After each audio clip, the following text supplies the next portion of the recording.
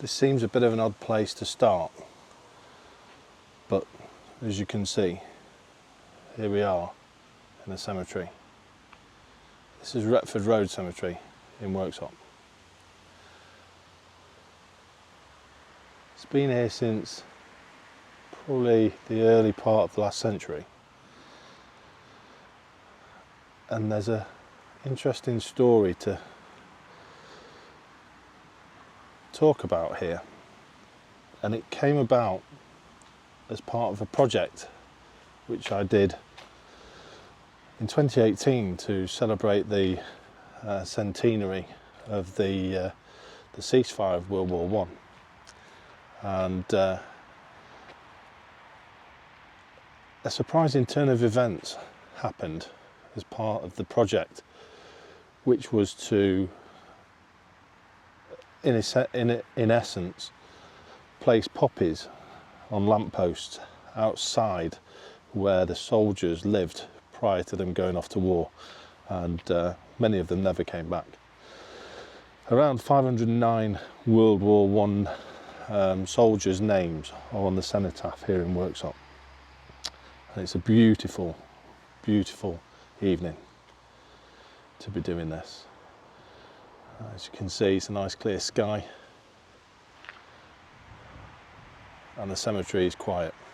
It's just about 6 o'clock at night, and this is quite an interesting cemetery because there are quite a few World War One fallen in here, quite a few World War Two fallen in here as well. But the project that I'm talking about mainly relates to World War One. Just looking around, you can see headstones, Commonwealth War Graves headstones.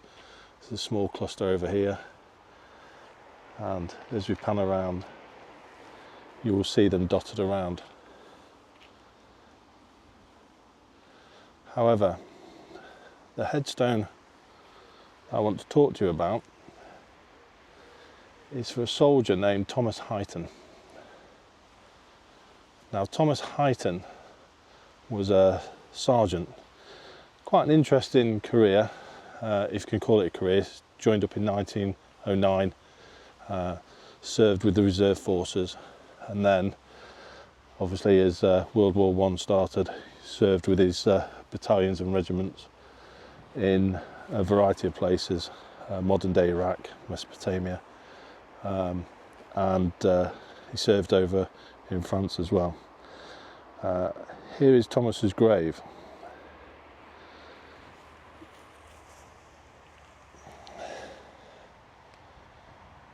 "39696 Corporal Thomas Highton, North Staffordshire Regiment, 29th of April 1919. A couple of things of interest there. Firstly, his regimental number is incorrect. It should be 39606.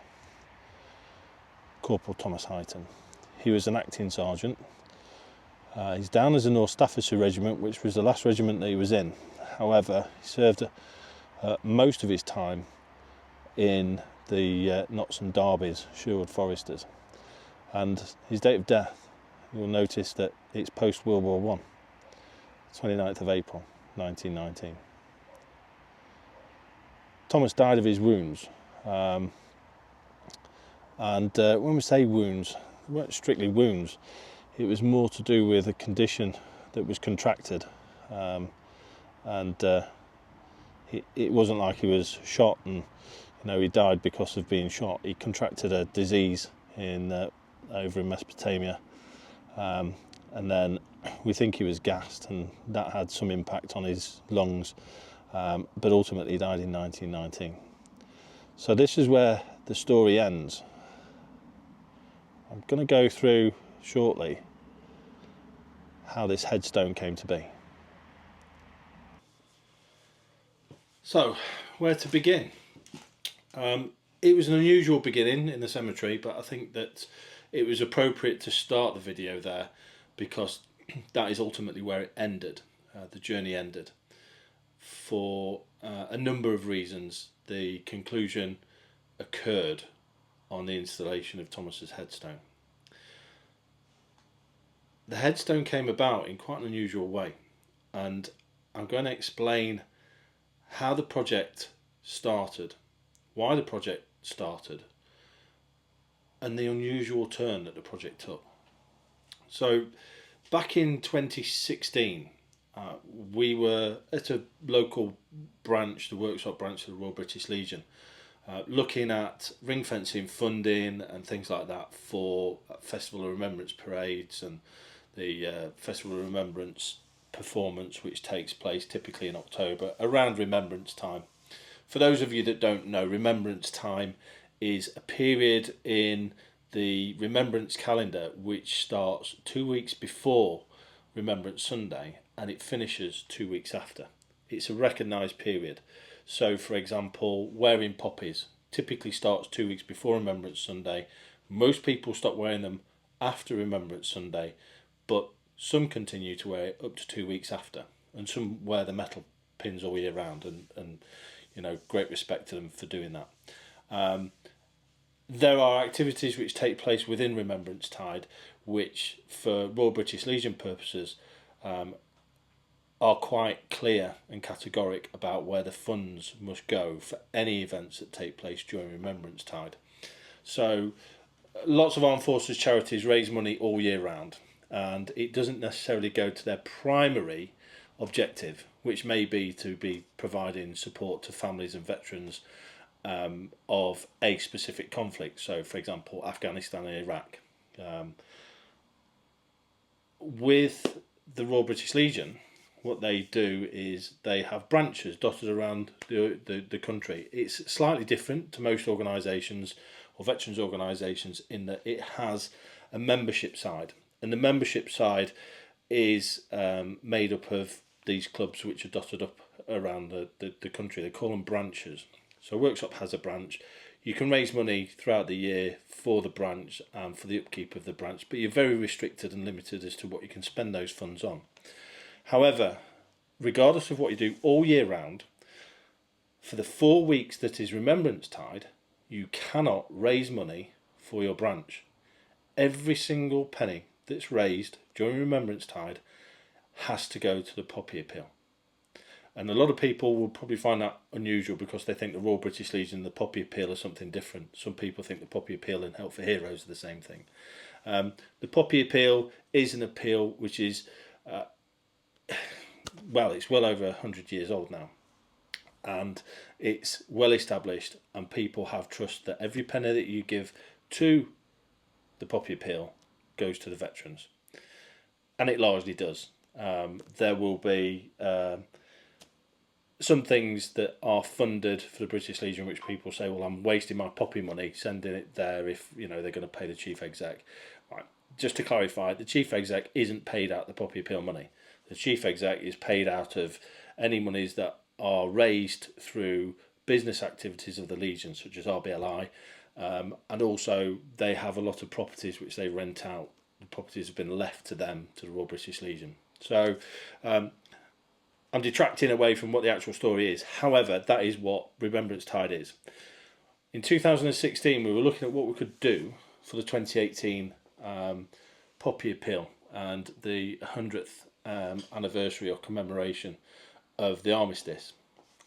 And one of the things that the local authority, or should I say the county authority, Nottinghamshire County Council, did was an amazing project, which was to go through all of the fallen from Nottinghamshire and record as much information as they possibly could gather from hundreds of different sources into one Roll of Honour.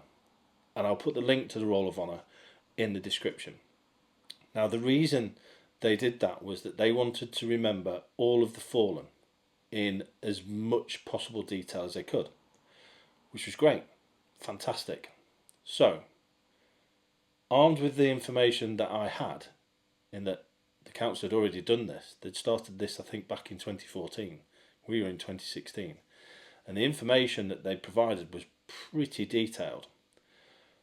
I came up with the idea that what we ought to do is find the home addresses of all of the fallen on our main cenotaph. So that's the cenotaph in Worksop. On there, there's 509 names. Now, there's more. There's World War II veterans. I think there's some Korean veterans on there as well. And there's also an Iraq veteran, which is on there. And the main scope of the project, and I was quite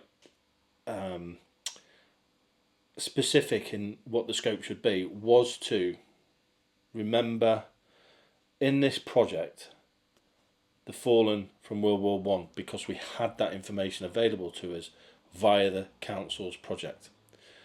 The level of detail that we have for World War One fallen on the cemetery is far greater than that we have from World War Two. And there's a good reason for that.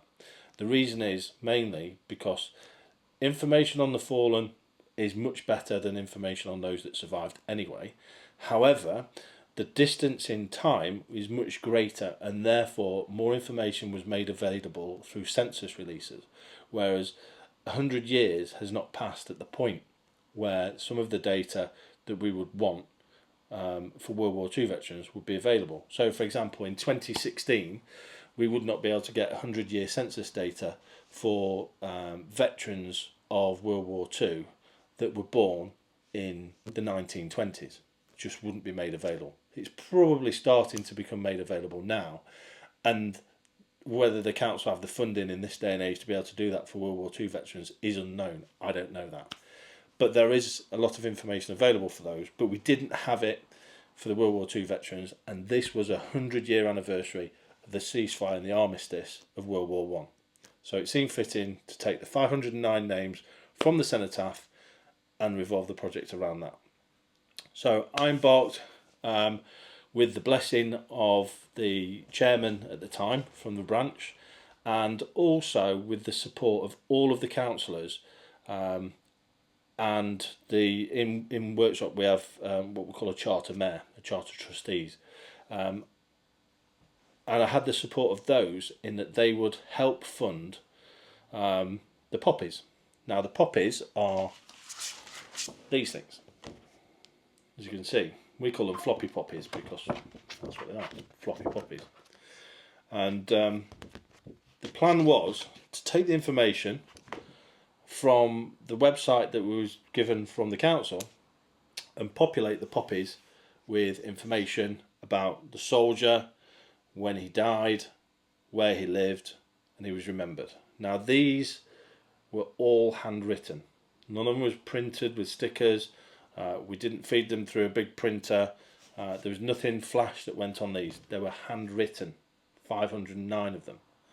And they were handwritten by members of Worksop branch, the Lions Club, local schools, local care homes, and there were scout groups involved in writing these. Some children the age of 4 and below were scribbling on these the names, and they did a remarkable job. And that was more humbling to me because some of those people that have been writing them may, unbeknownst to them, be related to some of the people on the poppies. I'll put an overlay of one of the poppies that we've done.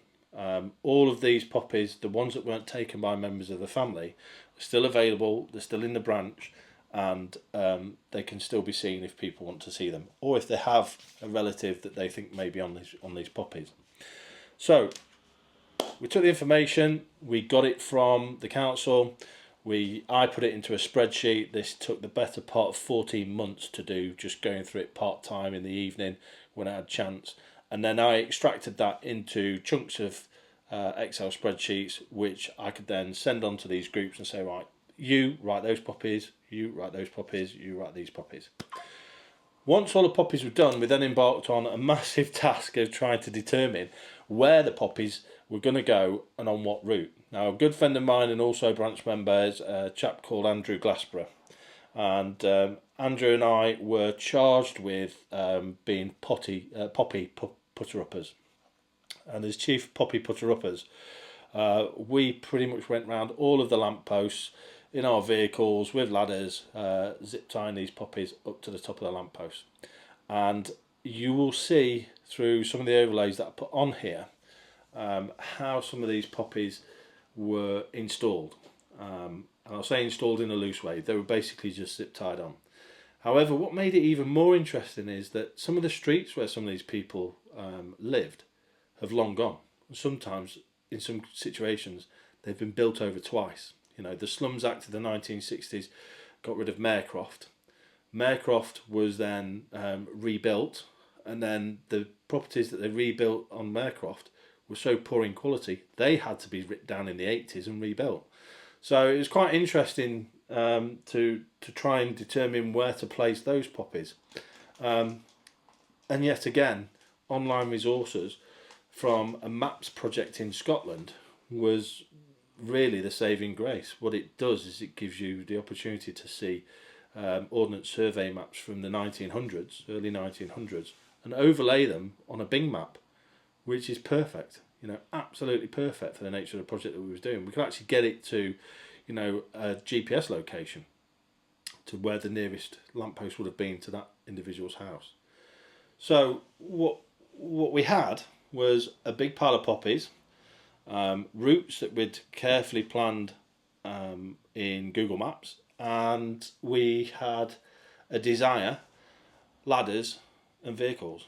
And over the course of probably the next 5 to 6 days, we went around Worksop and placed all 509 poppies on these lampposts.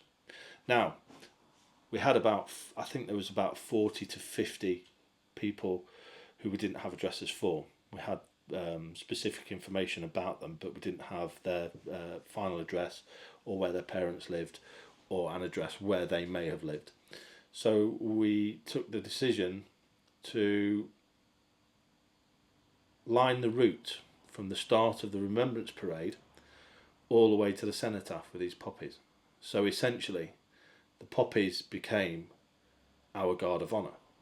All had names on, all had dates of death on, all had regiments on, just didn't have addresses. So with no address, there was nowhere to hang the poppy, and they became the parade's guard of honour, which I felt was quite fitting for this. So the response that we got from the community was phenomenal, absolutely phenomenal. After the first couple of days, when the poppy started to appear with people's names on, the regiments on, the date that they died, and also, I forgot to mention, their address, we started to get messages on Facebook. What's this about? This poppy's got my address on. So I did quite a lengthy post just explaining pretty much what I've just explained in that blurb, that the project was basically soldiers that had lived in these properties before they went off to war and never came back. Well, that kind of went viral for a small town. It didn't go viral as in it soaked the internet, but it went viral for a small town. And lots of people started to get in touch. We were getting messages from mums saying, I've just walked from school with tears streaming down my eyes because I'm explaining to my daughter who these people were. We were driving past poppies which had been sellotaped up with waterproofed letters and printouts of the details of the individuals on the poppies. We were getting contacts from local public houses saying that we've got 7 veterans that lived on this street that we know about, and we'd like to look at putting a roll of honour up. Local running clubs got in touch and plotted the route of all of the poppies, and they ran the route to raise money for the poppy appeal. There was lots of activity, lots of community engagement. So many people got in touch to just say that their uncle was on that cenotaph and they'd been to look at his poppy. Could they have it? I'm getting emotional now. It was a very moving thing to do. One of the most moving things that we did was on one of the lampposts. There were 3 names, all with the same surname, all with the same address. On a couple of lampposts, there were 2 names, same surnames, same address. On a couple of lampposts, there was same address, different surnames. And it was really difficult sometimes to stand there after you place these poppies up, look at them, and not think of the heartache in that household, and wonder what happened to the women folk that was in that house. I'm sat probably where I am now in Popper's workshop, about 50 yards away from where the Worksop workhouse was. And the Worksop workhouse didn't close until the mid-50s. So it's entirely possible that some of these families who lost their menfolk ended up in the workhouse. And that's just tragic. You know, just the thought of that is tragic. But the interesting thing that came of it was the amount of people that got in touch. Now, they got in touch for lots of different reasons. They were family, or they lived in the property, or they had got something which was related to them. So there was one family that got in touch when I was in London at the Festival of Remembrance, and said that they would like to go to the parade, and they had their relatives' medals, but they didn't have the ribbons. Well, I was in London, so I went to a medal shop, got the ribbons, fetched them back, posted them through the door about, I think it was 1:30, 2 o'clock in the morning of the parade, on our way back from London, only to learn that they'd mounted the medals early in the morning so that they could wear them to that Remembrance Day parade. You know, just phenomenal engagement. It was unbelievable. And you need to read the comments on the Facebook post so that you can get a better understanding of just, you know, how much this had impacted people. I was on Facebook and using some of the Ancestry.com websites to get medal cards for relatives, just so they could see certain things, and they're all still there on the Facebook page. However, one of the most intriguing contacts that I got was from a gentleman called Gary Kiriakou. Now, Gary lives on one of the streets in town, which is not far from the old TA centre, which was a local Nottinghamshire, Notts and Derby, almost like barracks in the early 1900s. And he got in touch and he said, I live in local Sergeant Thomas Hyton's house, and I found his grave and it's in Worksop. I was like, oh, okay. Which is unusual because most of the fallen were buried in a foreign land. So we had a discussion. I met up for a coffee, and he took me to the gravesite, which was an unmarked grave on Retford Road Cemetery. And I think you can probably guess where this is going now because of how we started the video. Thomas's grave had been unmarked for over 100 years, and he was buried with full military honours. There was a firing party that came over from Clipston, and the Reverend from the Priory Church at the time gave a reading. His sisters were present at the funeral. All this information is available. However, there was no headstone. So over a period of time, these things just get forgotten. His grave is always kept. He's in a council cemetery, and the council look after that cemetery exceptionally well, as you will have seen. And there was simply just no marker, no grave marker whatsoever. So we simply couldn't let this ride. But at this point, COVID was quite rampant, and it was going through the country, and people were being locked down, and it was very difficult for us to do anything. And a lot of the clubs and organisations that we'd spoken to in the past had sort of gone into suspended animation, really. So one of the things that we wanted to do was mark his grave, but more permanently mark his grave. So I made an application to the Commonwealth War Graves Commission on behalf of Gary, because had it not been for Gary, we wouldn't know of Thomas's location. And the application was successful. However, this took about 4 years, bearing in mind the difficulties that we have with COVID and lockdowns and things like that. So in the meantime, we took the decision to install a grave marker, a temporary grave marker made out of oak. The local Men in Sheds group made the grave marker, and we installed that during or in between one of the lockdown periods. And it was quite well attended by regimental associations, and there was a number of people who attended from all over the country in period uniform, in Notts and Derby period uniform. So they would have been wearing the same uniform that Thomas would have been wearing during his time in service. The grave marker was installed. Once that was installed, it all kind of went quiet for a bit, and over this period, the actual poppy campaign had long since been forgotten. 2018 had been and gone, 2019 had rolled in, 2020 came in, we ended up with lockdowns and all kinds of other stuff, and ultimately the headstone was installed earlier this year, 2024. We had the notification that his application was successful.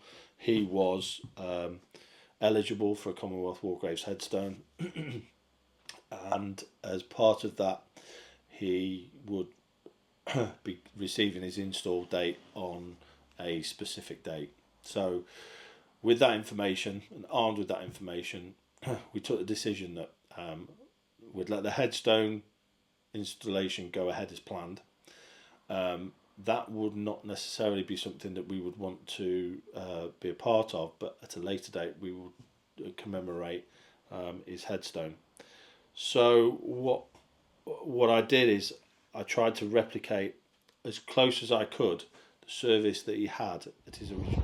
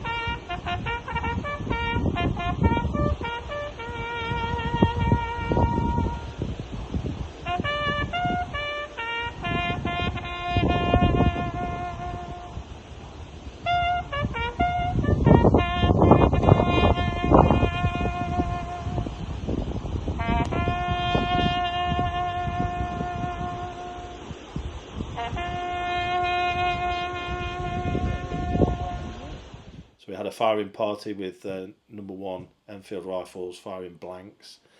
The firing party were all dressed in period uniform, many of them ex-forces, some not ex-forces, but didn't detract from the professionalism with which they actually undertook their assignment.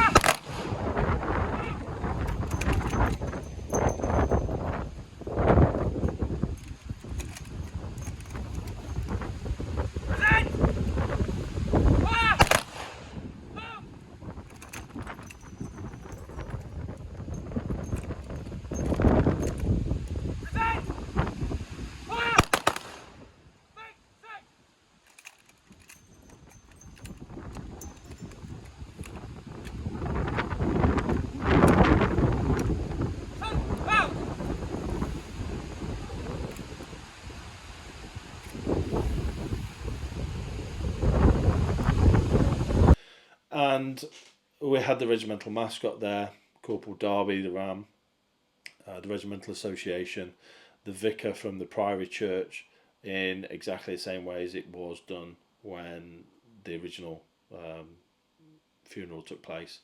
And there was also a large gathering of veterans, local veterans organisations, came from Retford, Worksop, Derby. There was some Riders Branch guys there. We got a number of people from the Worcestershire and Sherwood Foresters Association, which are the later regiments, if you like, the ones that they kind of amalgamated into. And they are now the Mercians. So the Notts and Derby became Worcestershire Sherwood Foresters, Worcestershire Sherwood Foresters became the Mercians, and that's where they are now. So it was quite an interesting event, but it all came about because of the floppy poppies. And the floppy poppies are, in the grand scheme of things, pennies, but at the time these were £3 each, and we had 509 of them. So funding those was a bit of a challenge, but it was met by the Charter Trustees, who quite gracefully accepted that what we wanted to do would be a one-off. It would be in keeping with the nature of the Charter Trustees, and it would help with community engagement, which it really did. There was so much community engagement, it was phenomenal. Putting up the poppies was quite a mammoth task. I had my daughter, who was heavily pregnant with my granddaughter at the time, walking the streets with me, carrying the poppies while I was putting up ladders. Andrew was finishing his a week tramping in his truck for work, getting back, getting home, getting showered and something to eat, and then getting out and hanging poppies and doing that for most of the weekend. It was a mammoth task. The people that wrote the poppies were, working around the clock, and it was just something that really, really made a massive difference. One of the things that we wanted to do post the project was on some of the streets. So, for example, on John Street, there were a number of poppies there. On Norfolk Street, there was a number of poppies. You could quite easily see where the old parts of the town were, based on where the collections of poppies were. And because of that, what we wanted to do was engage with the council and have plaques put on the end of the street with the names of the fallen on, because there were so many which we sadly lost from those areas of town. That kind of died a death. It would be nice to resurrect that, find somebody that could cast, maybe some bronze, or maybe something that would be more fitting and in keeping to have those names on there, as a memorial to the people that fell. Now, I'm not saying that World War One veterans require or should have a higher status of remembrance within the town or on the cenotaph or anywhere. That's not what I'm saying. What I'm saying is that we had the information for those people, and that information was made available to us via a project that the council undertook. And because we have that information, I genuinely believe that we should take full advantage of it and use it, and remember our fallen. This town is amazing at Remembrance Parade. It turns out in droves.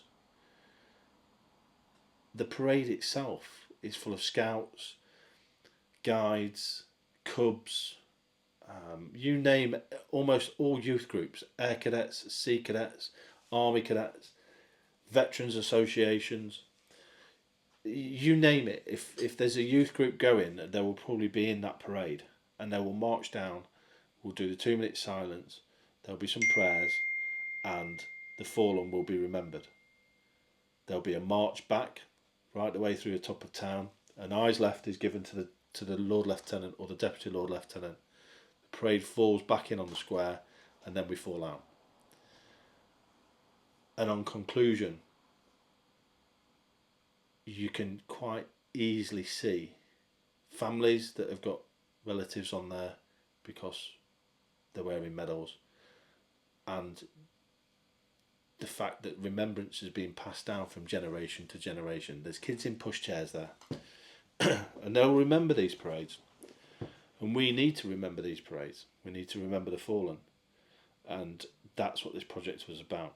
I'm going to try and get an interview with Gary, because I think it would be really interesting to hear his perspective on this and add this to the video. The video is already longer than I wanted it to be anyway, but it's difficult to try and capture the impact that this project had. What I will do is I'll embed some stills. I'll also embed some links and things like that. So if you get sick of hearing me waffle on, I'll embed some stills in as part of the video, and I'll stick a load in at the back, and then you can skip me if you want to, and just go to the interesting bits. But absolutely fascinating project, and I just wanted to document it because it's now 100 years this year since the start of World War One. And we've already forgot what we did in 2018. So I can't help but think that we're forgetting the sacrifices of our fallen. And to me, it seems a little bit tragic. 100 years since the start of it, and this year I heard hardly anything about it. 110 years, sorry. 110 years since the start of the First World War, and I don't recall seeing anything about it. So we'll see. But when it came to this project, there was absolutely no point tickling it. Absolutely no point. It needed to be all guns blazing, do it properly, do it right, because I'm not going to be around in the next 100 years to remember the 200 years of the armistice. Let me know what you think. If you thought it was an interesting project, if you've read some of the links, if you've read some of the comments, what you think. If you've seen something like this somewhere else where people have put poppies up. I know that people do put named poppies up around the villages. And I've seen quite a bit of that since we did this project. What I don't know is if they put them outside or on the lamppost closest to the house or the property that they lived in. So it would be interesting to know if you've seen anything like it. Take care.